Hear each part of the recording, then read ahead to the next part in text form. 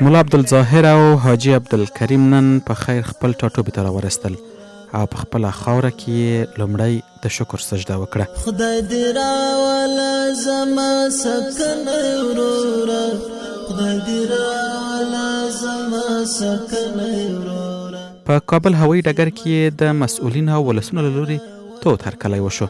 ستا قدم شه بختوره وطن والا، ستا قدم شه بختوره وطن والا، په خیر راغلی د زړه سره وطن والا، ستا قدم شه بختوره وطن والا.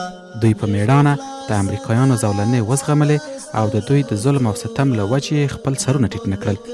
د امریکایانو پر وړاندې د دوی مبارزې دا په ډاګه کړه چې افغان ولس هیڅ غلیم ته د تسلیمۍ سر نه ټیټوي. سره ګلونه مو په لاس درته نیولې، سره ګلونه مو په لاس درته نیولې، ښه شو راغلی برادره وطن والا، ستا قدم شه بختوره وطن والا، ستا قدم شه بختوره وطن والا.